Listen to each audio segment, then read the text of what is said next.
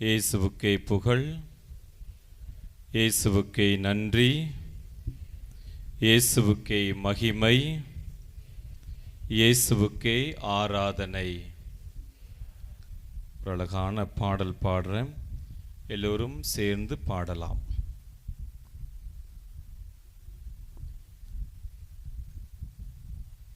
என் நெருக்கத்திலே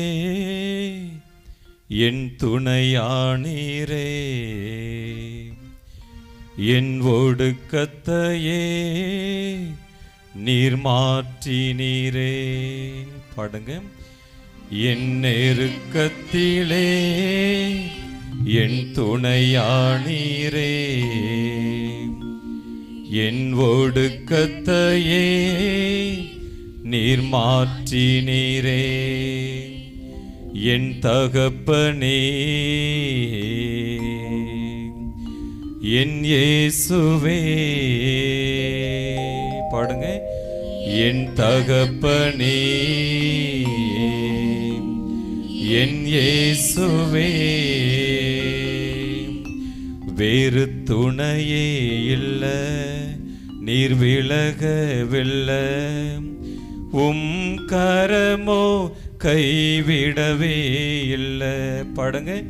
வேறு துணையே இல்ல, நீர் விலகவில்லை, உம் கரமோ கைவிடவே இல்லை. என் நெருக்கத்திலே என் துணையானீரே, என் ஒடுக்கத்தையே நீர் மாற்றினீரே. கடலளவு சொந்தங்கள் தானே, அதில் வானளவு பிரிவுகள் தானே. பாடுங்க. கடலளவு சொந்தங்கள் தானே,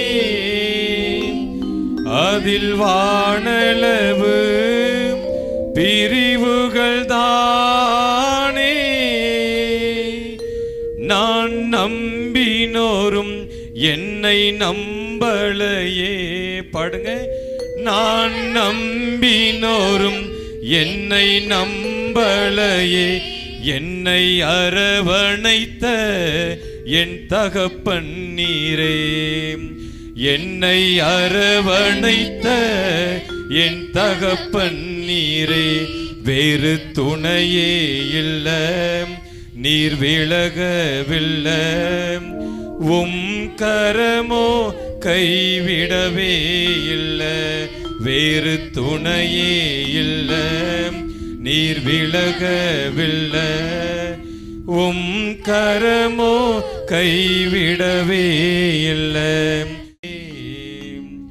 என் ஒடுக்கத்தையே நீர் மாற்றினீரே. பாடுங்க. என் நெருக்கத்திலே நீர் துணையானீரே, என் ஒடுக்கத்தையே நீர் மாற்றினீரே. ஒரு குழைந்த பாத்திரம் நானே, மதில் இடிந்த பட்டணம் நானே. பாடுங்க. ஒரு குழைந்த பாத்திரம் நானே, மதில் இடிந்த பட்டணம் நானே. என் இதயம் முழுதும் பல காயம்தானே. பாடுங்க. என் இதயம் முழுதும் பல காயம்தானே. ஆற்றி தேற்றினீரே, ஒரு மாற்றினீரே. ஆற்றி தேற்றினீரே, ஒரு மாற்றினீரே. வேறு துணையே இல்ல, நீர் விலகவில்லை, உம் கரமோ கைவிடவே இல்லை. பாடுங்க. வேறு துணையே இல்ல, நீர் விலகவில்லை, உம் கரமோ கைவிடவே இல்லை. என் நெருக்கத்திலே என் துணையானீரே, என் ஒடுக்கத்தையே நீர் மாற்றினீரே. பாடுங்க. என் நெருக்கத்திலே என் துணையானீரே, என் ஒடுக்கத்தையே நீர் மாற்றினீரே. என் தகப்பனே,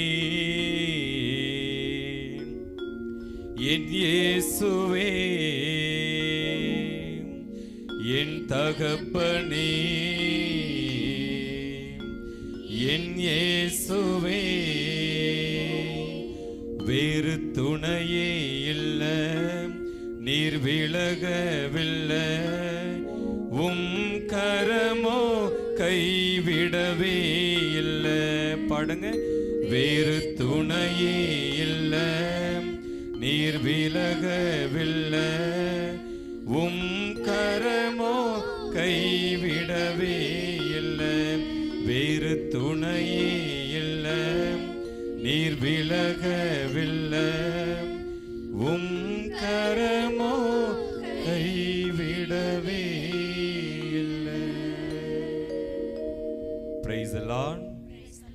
இயேசுவுக்கே புகழ், இயேசுவுக்கே நன்றி, இயேசுவுக்கே மகிமை, இயேசுவுக்கே ஆராதனை.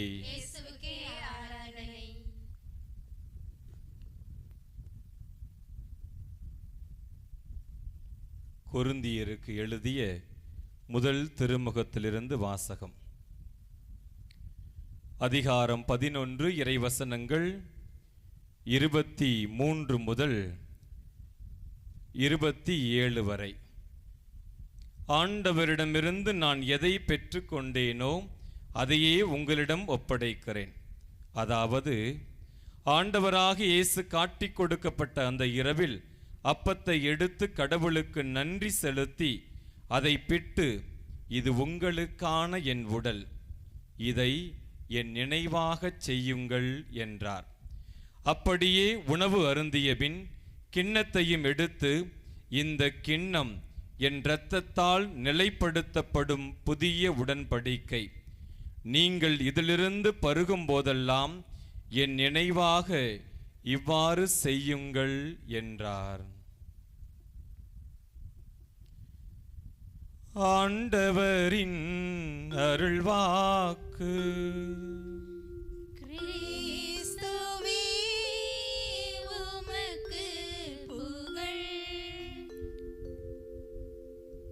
பிரியமானவர்களே, எல்லாரும் நல்லா இருக்கீங்களா? உண்மையிலேயே திருப்பள்ளியின் முடிவில் தந்தை அவர்கள் உங்களை எல்லாம் பாராட்டினார்கள். பங்கு துவங்கி 10 நாட்கள் தான் ஆகிறது, ஆனால் 10 வருடங்கள் ஆனது போல நீங்கள் எல்லோரும் ஒவ்வொரு காரியத்தையும் எடுத்து செய்கிறீர்கள் என்று சொன்னார்.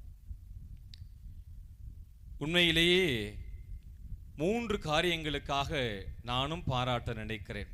முதலாவது, திருத்துறைப்பூண்டியினுடைய பங்கு தந்தை, பள்ளங்கோவிலினுடைய முன்னாள் பங்கு தந்தை அவர்கள் இந்த பங்கை உருவாக்கி கொடுக்க வேண்டுமென்று முனைப்போடு செயல்பட்டார்கள். அத்தோடு நின்று விடாமல் இந்த பங்கு உருவானதிலிருந்து ஒவ்வொரு காரியங்களையும் பார்த்து பார்த்து செய்து கொண்டிருக்கிறார்கள்.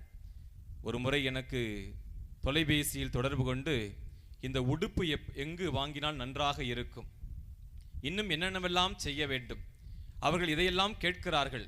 அவர்களுக்கு வாங்கி கொடுத்து அந்த பங்கை ஒரு நிறைவான பங்காக உருவாக்க வேண்டும் என்று நான் ஆசைப்படுகிறேன் என்று தன்னுடைய ஆவலை மிக மகிழ்ச்சியோடு பகிர்ந்து கொண்டார்.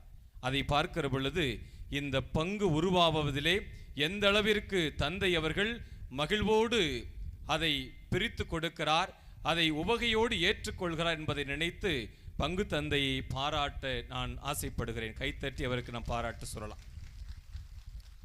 இரண்டாவது, இந்த பங்கு துவங்கப்பட்ட நாளிலிருந்து வடிவேல் ஒரு படத்துல சொல்லுவான், இந்த பக்கம் பார்த்தா ஜோன்னு மழை, இந்த பக்கம் பார்த்தா ஜோன்னு மழை, முன்னாடி பார்த்தா ஜோன்னு மழை, சரி பின்னாடி பார்ப்பேமேன்னு பார்த்தா அங்கேயும் சோன்னு மழை அப்படின்னு சொல்லுவான்.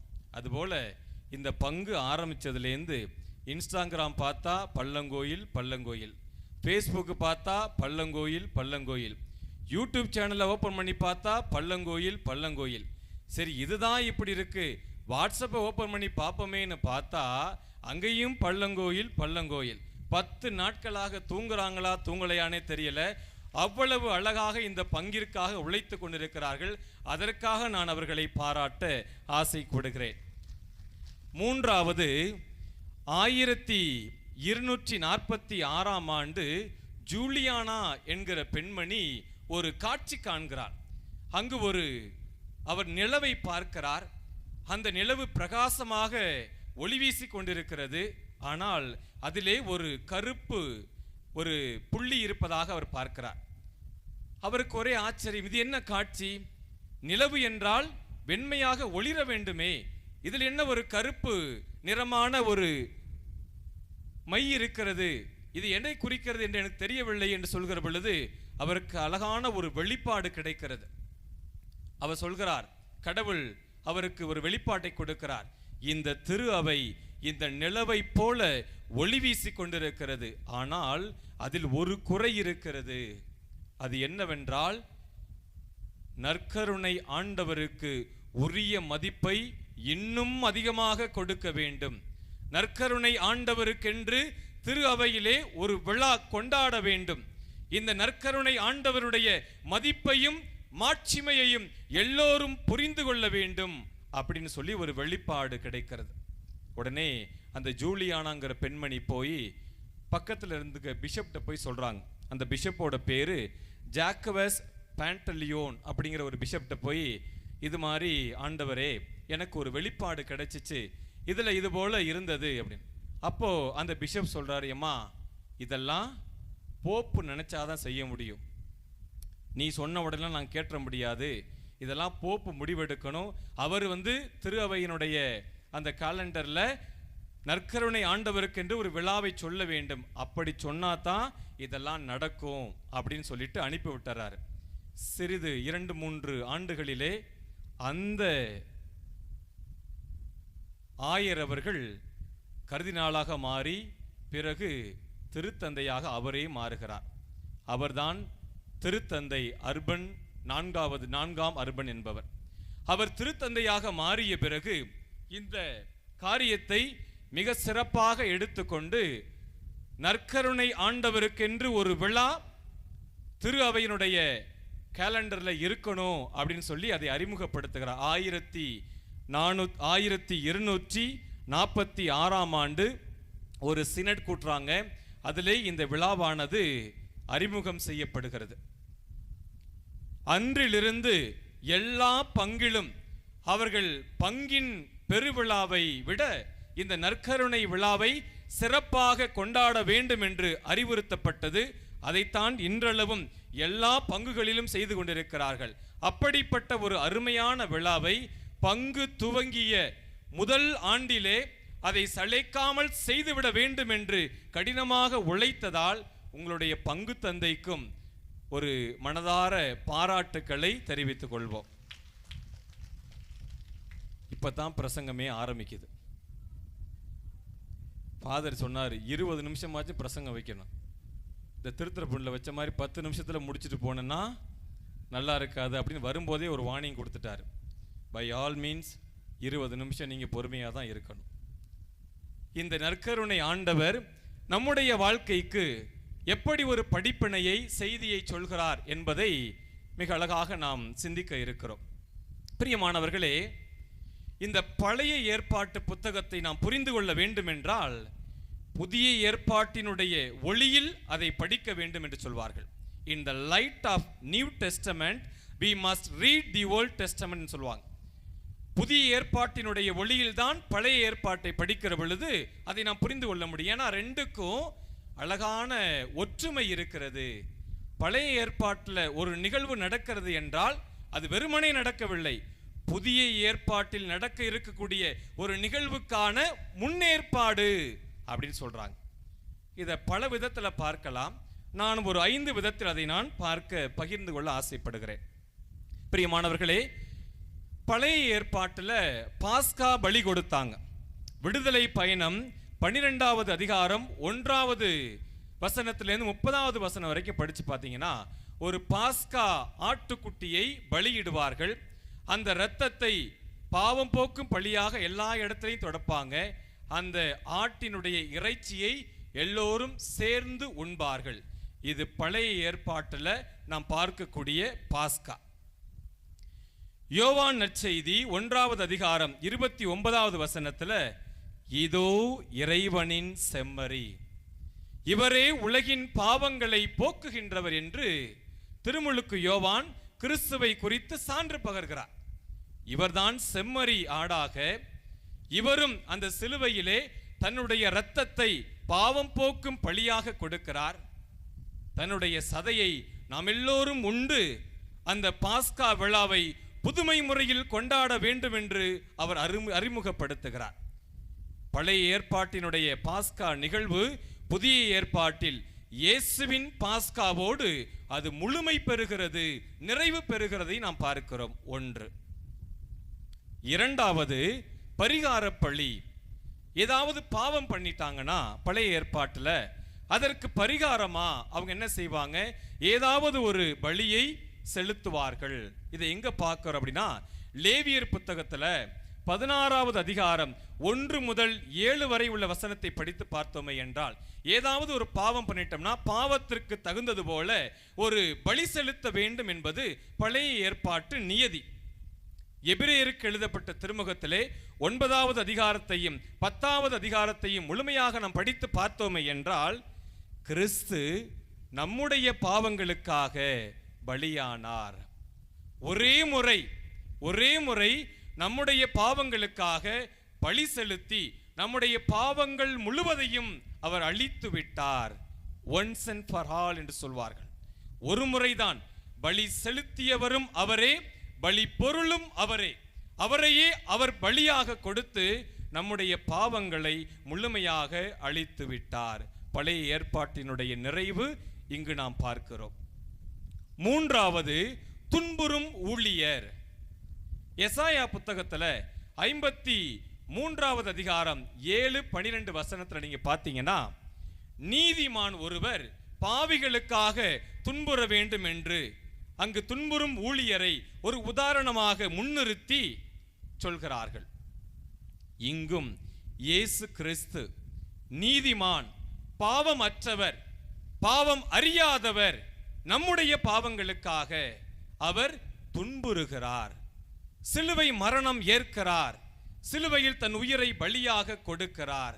பழைய ஏற்பாட்டில் சொல்லப்பட்ட காரியம் புதிய ஏற்பாட்டில் இயேசுவோடு நிறைவு பெறுகிறது. நான்காவது பாருங்க, பாலை நிலத்தில் மன்னா. விடுதலை பயணம் 16வது அதிகாரம் 4வது வசனத்திலிருந்து 35வது வசனம் வரைக்கும் நீங்க படிச்சு பார்த்தீங்கன்னா, பாலை நிலத்தில் மன்னா பொழிகிறது. அதை எல்லோரும் உண்டு மகிழ்கிறார்கள். அங்கும் விண்ணிலிருந்து ஒரு மன்னா பொழிந்தது, உண்டு மகிழ்ந்தார்கள். இங்கும் விண்ணிலிருந்து இறங்கி வந்த உயிருள்ள உணவு நானே என்று சொல்லி அந்த மன்னாவை உண்டவர்கள் மடிந்து போனார்கள், என்னை உண்பவர்கள் என்றுமே வாழ்வார்கள் என்று சொல்லி தனது உடலை நாம் உண்பதற்கு உணவாக கொடுத்தவர் பெருமான் இயேசு கிறிஸ்து. அந்த ஆண்டவரை நாம் உண்கிற பொழுது நாம் நிறைவான வாழ்வை பெறுவோம். அந்த நம்பிக்கையில் தான் இயேசு தன்னுடைய உடலை நமக்காக கொடுத்திருக்கிறார். ஐந்தாவது பாருங்கள், கடவுளுக்கான அப்ப படையல் என்று சொல்வார்கள், பிரெட் ஆஃப் பிரசன்ஸ். அந்த பிரெட் எங்கெங்கெல்லாம் இருக்குதோ அங்கெல்லாம் ஆண்டவர் இருப்பாரு அப்படிங்கிறது அவங்களுடைய நம்பிக்கை. பழைய ஏற்பாட்டிலே பார்க்கக்கூடிய நிகழ்வு.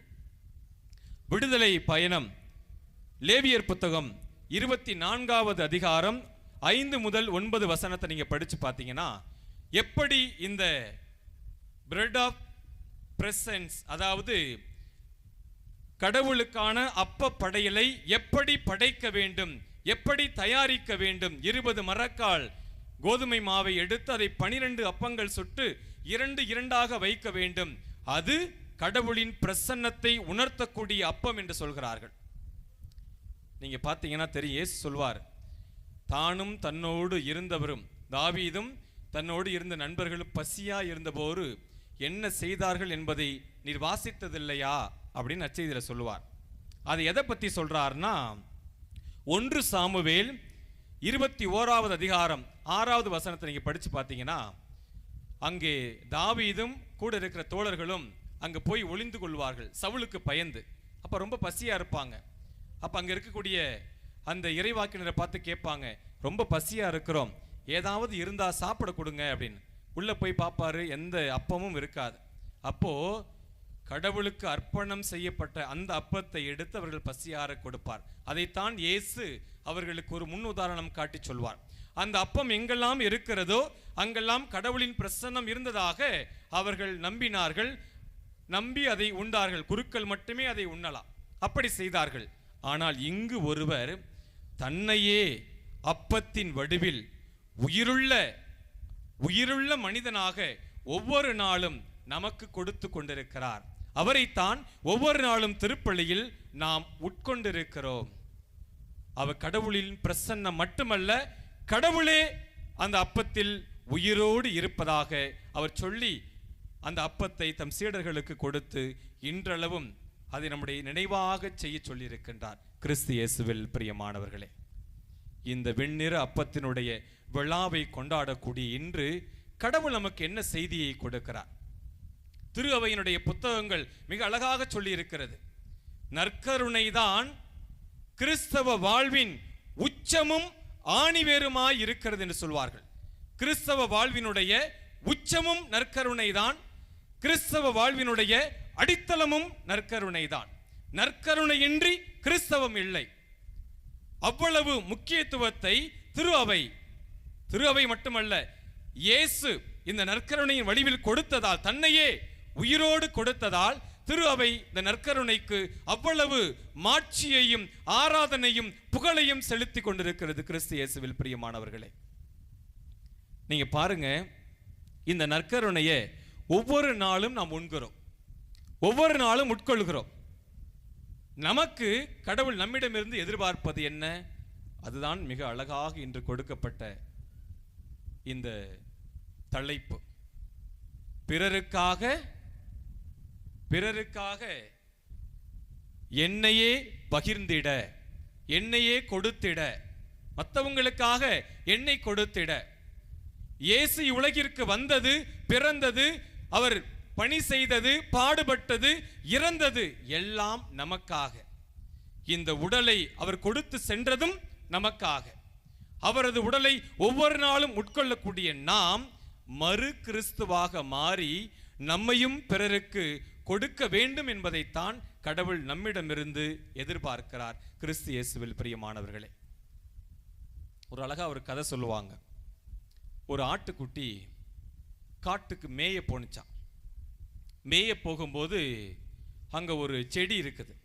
இந்த ஆட்டுக்குட்டி இந்த செடியை என்ன செய்யுது பார்த்து பக்கத்தில் மேய்ஞ்சிட்டு இருக்கும்போது இந்த செடி சொன்னிச்சான், பாரு, நீ ஆட்டுக்குட்டியா இருக்கிற, உனக்கு 4 கால் இருக்குது, நீ பாட்டுன்னு துள்ளி குதிச்சு எங்க விரும்புறியோ ஓடிக்கிட்டு இருக்கிற. ஆனா என்ன பாரு, எங்க நட்டு வச்சாங்களோ அங்கேயே தான் வளர்ந்துகிட்டு இருக்கிறேன், ஒரு இடத்துல கூட என்னால் நகர முடியல, எனக்கும் உன்னை போல மாறணும்னு ஆசையா இருக்குது அப்படின்னு இந்த ஆட்டுக்குட்டியை பார்த்து சொன்னிச்சான். இந்த ஆட்டுக்குட்டியை உடனே, அப்படியா, ஒன்று செய்கிறேன், நான் உன்னைய சாப்பிட்றேன், சாப்பிட்டேன்னா நீ எனக்குள்ள போயிடுவ, அப்ப நீ நானா மாறிடுவ, அப்ப நீனும் நான் போற இடத்துலலாம் நீனும் சேர்ந்து வரலாம் அப்படின்னு சொல்லி இந்த ஆட்டுக்குட்டி சொன்னிச்சான். உடனே செடி ஓகே, ஒன்றும் பிரச்சனை இல்லை அப்படின்னு தலை வணங்கி கொடுக்குது. இந்த ஆட்டுக்குட்டி எல்லாத்தையும் சாப்பிட்ட உடனே அந்த செடி ஆடாக மாறுகிறது. அப்ப என்ன செய்யுது, அந்த ஆடு துள்ளி திரிந்து விளையாடுகிறது. ஞாயிற்றுக்கிழமை வந்துச்சு. ஞாயிற்றுக்கிழமை வந்தால் என்ன ஆகும்? ஆடு கெதி அதோ கெதி தான். அப்புறம் இந்த ஆடு ஞாயிற்றுக்கிழமை வந்த உடனே பயந்துருச்சு. பாரு, இந்த ஞாயிற்றுக்கிழமை வந்தாலே உயிரை கையில் பிடிச்சிக்கிட்டு இருக்கிறேன், இந்த மனுஷன் கசாப்பு கடை வச்சு நம்மளை வெட்டி நல்லா சாப்பிட்டுக்கிட்டு இருக்கிறான், எப்படியாச்சும் நான் மனுஷனா மாறினேன்னா இந்த ஞாயிற்றுக்கிழமையை நினச்சி நான் பயப்பட தேவையில்லை அப்படின்னு அது நினச்சிச்சான். உடனே கடவுள் ஒரு வரம் கொடுக்கிறார்.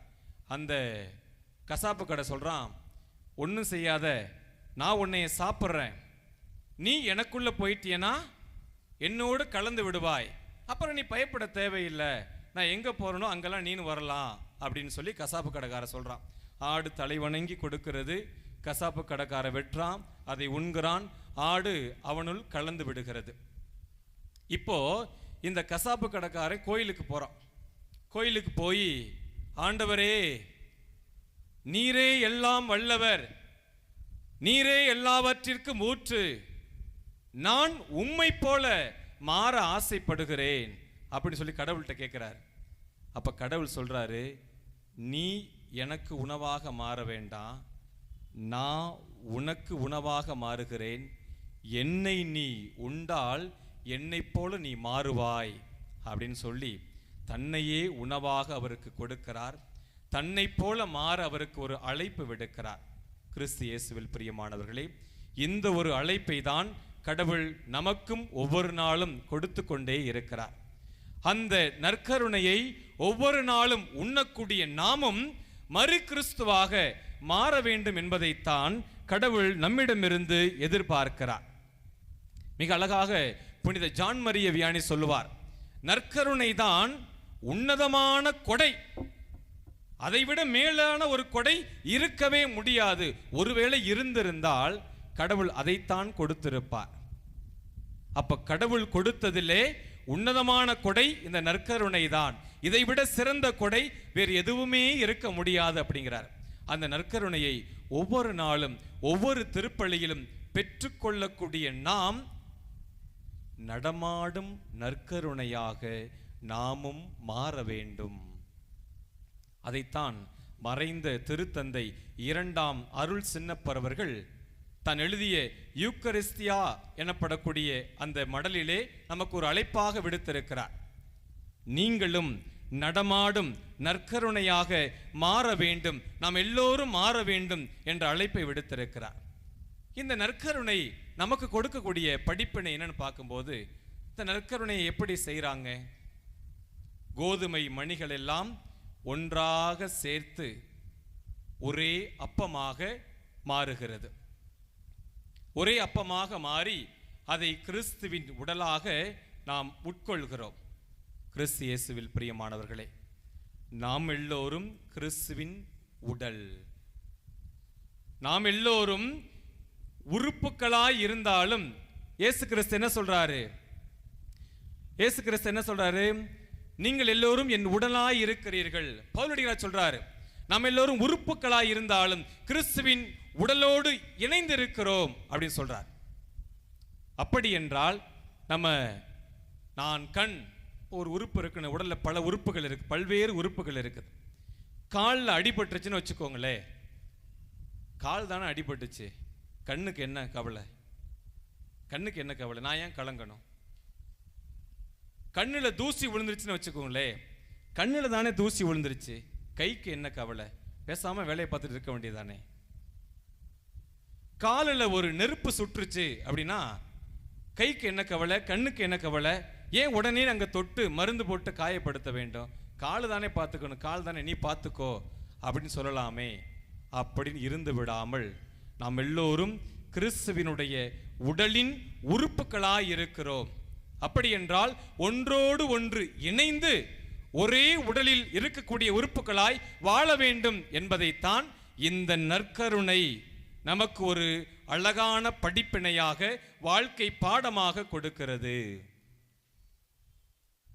நீங்க பாருங்க, நம்ம அப்படி இருக்கிறதுனால தான் எங்கேயோ போர் நடக்குது, எங்கேயோ சண்டை நடக்கிறது, யாரோ இறக்கிறார்கள். ஆனா பூசியில் நம்ம என்ன வேண்டிக்கிறோம்? ஆண்டவரே, அந்த இஸ்ரேலில் போர் நடப்பதை நீர் கண்கொண்டு பார்த்து இரக்கம் கொண்டு அவர்கள் மத்தியிலே அமைதி நிலவச் செய்யும் அப்படி சொல்லி ஜெபிக்கிறோம். கேரளா மாநிலத்திலே அங்கு நிலச்சரிவு ஏற்பட்டு அவ்வளவு மக்கள் இறக்கிற பொழுது அவர்களுக்காக நாம் ஜெபிக்கிறோம், நம்மால் முடிந்த உதவிகளை செய்கிறோம். நமது பகுதியிலே கஜா புயல் ஏற்பட்ட பொழுது அந்த மக்கள் எல்லாம் நமக்காக இரக்கம் கொண்டு நமக்கு வேண்டிய உதவிகளை செய்கிறார்கள். இவையெல்லாம் எதற்காக? நாம் கிறிஸ்துவின் உறுப்புகளாக இருக்கிறோம். ஒரு உறுப்பு பாதிக்கப்பட்டால் அடுத்த உறுப்பு தானாய் துடிக்க வேண்டும். ஒரு உறுப்புக்கு காயம் என்றால் அடுத்த உறுப்பு தானாய் சென்று உதவ வேண்டும். அப்படி நாம் எல்லோரும் வாழ வேண்டும் என்ற ஒரு அழகான செய்தியைத்தான் இந்த நற்கருணை நமக்கு ஒரு வாழ்க்கை பாடமாக தருகிறது. கிறிஸ்து இயேசுவில் பிரியமானவர்களே, எனவே இயேசுவினுடைய இதயம் நமக்காக துடித்தது போல, இயேசுவினுடைய கால்கள் நமக்காக நடந்தது போல, இயேசுவினுடைய கரங்கள் நமக்காக தொட்டு ஆசீர்வதித்தது போல, வாழும் நற்கருணையாக இருக்கக்கூடிய நாமும் நம்முடைய கால்கள் பிறருக்காய் நடக்க வேண்டும். நம்முடைய கரங்கள் பிறருக்காய் ஆசீர் கொடுக்க வேண்டும். நம்முடைய கண்கள் பிறருக்காய் பார்க்க வேண்டும். நம்முடைய செவிகள் பிறருக்காய் கேட்க வேண்டும். நம்முடைய இதயம் பிறருக்காய் துடிக்க வேண்டும். தேவை என்றால் அந்த இதயம் பிறருக்காய் மரணிக்கவும் தயாராய் இருக்க வேண்டும். அப்படி நாம் இருக்கிற பொழுது தன்னை பலியாக நமக்காக கொடுத்த கடவுள், இதோ நான் உன்னோடு வாழ்கிறேன், நீ என்னோடு வாழ்கிறாய் என்று சொல்லி நம்மை குறித்து மகிழ்வார். கிறிஸ்து இயேசுவில் பிரியமானவர்களே, அந்த இறைவனுக்கு உகந்தவர்களாய், அந்த இறைவன் மகிழ்ச்சி கொள்ளக்கூடிய மக்களாய் நாம் வாழ பிறருக்காய் நம்மையே கொடுப்போம், பிறருக்காய் நம்முடைய வாழ்வை அர்ப்பணிப்போம். அப்பொழுது நமக்காய் உயிரை கொடுத்த, நமக்காய் நற்கருணையை வழங்கிய கடவுள் நம்மை குறித்து எப்பொழுதும் மகிழ்வார். அந்த மகிழ்வை கடவுளுக்கு கொடுக்கக்கூடிய மக்களாய் ஒவ்வொரு நாளும் வாழ்வோம். ஆண்டவருடைய அருளையும் ஆசீர்வாதங்களையும் முழுமையாய் பெறுவோம்.